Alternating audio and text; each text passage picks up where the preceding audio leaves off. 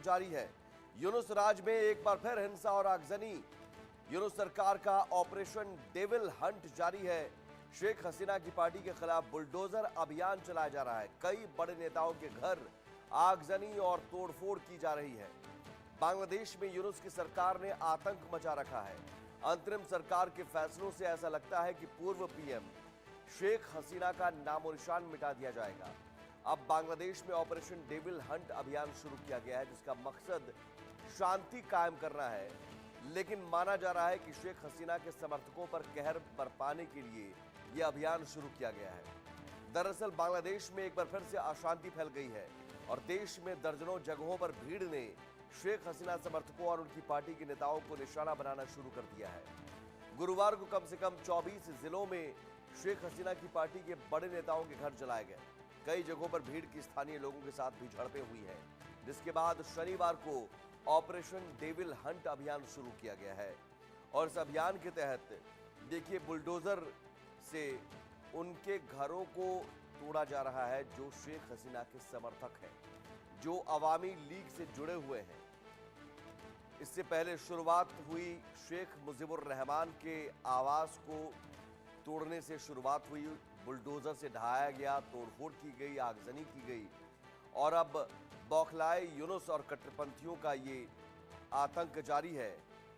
Operation devil Hunt बाकायदा शुरू किया गया है शेख हसीना की पार्टी के खिलाफ। यानी साफ तौर पर operation devil hunt Muhammad Yunus के इस डर का प्रतीक है जो अवामी लीग के आंदोलन से डरे हुए हैं।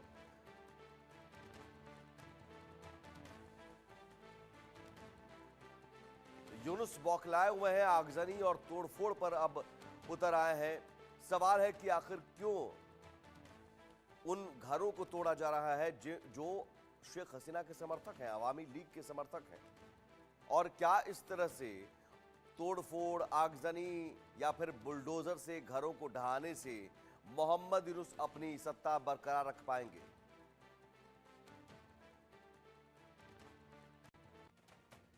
और इस बीच भारत की टिप्पणी से यूनुस सरकार परेशान नजर आ रही है। भारत की प्रतिक्रिया को अप्रत्याशित बताया है और घटना को देश का अंदरूनी मामला बताया। मुजीबुर रहमान का घर जलाने पर भारत ने टिप्पणी की थी। भारत ने मुजीबुर रहमान के घर में तोड़फोड़ और आगजनी को बर्बर कृत्य बताया।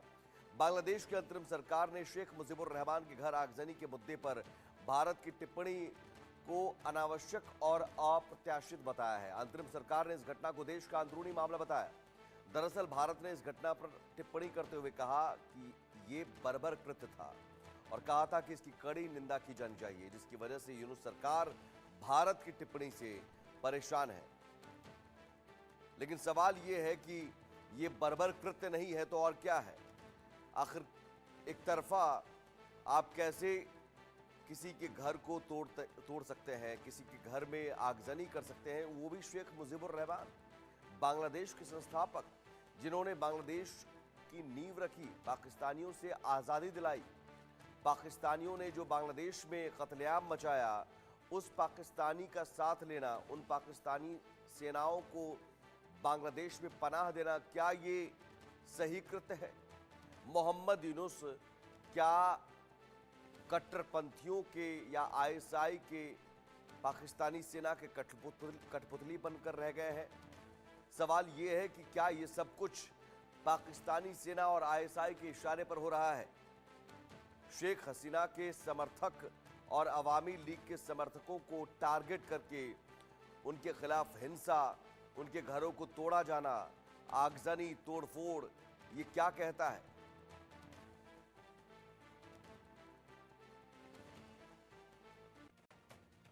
आगे बढ़ते हैं। जम्मू कश्मीर पुलिस की बड़ी कार्रवाई। पुलिस ने 30 लोगों को गिरफ्तार किया है। आतंकियों को सिम कार्ड देने का आरोप है इन पर। अपनी आईडी पर आतंकियों को सिम कार्ड दिया था। सिम कार्ड विक्रेताओं के खिलाफ भी जांच तेज हो गई है। तो आतंकियों के मददगार गिरफ्तार किए गए हैं। 30 ऐसे लोग हैं जिन्होंने आतंकियों की मदद की थी और बाकायदा उन्हें सिम कार्ड मुहैया कराया था। अपनी आईडी पर आतंकियों को सिम कार्ड मुहैया कराया था।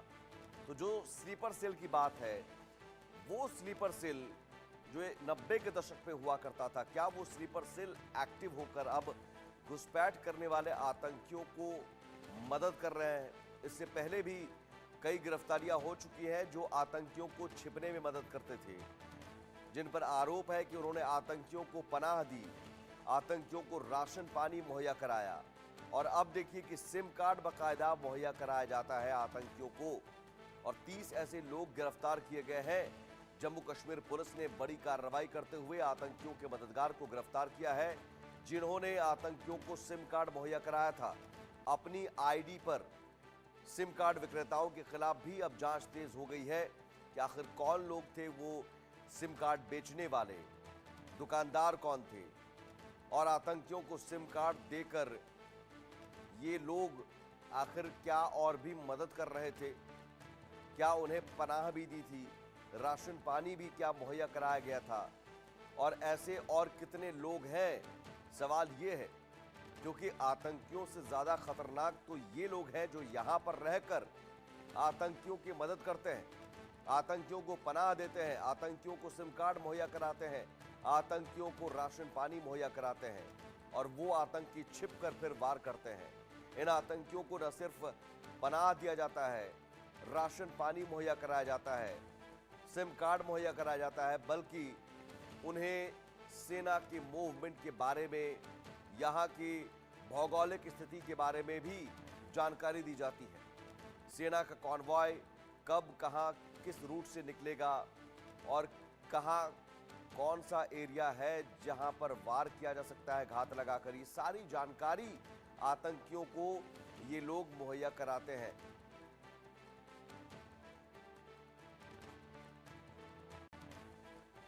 विदिशा से खबर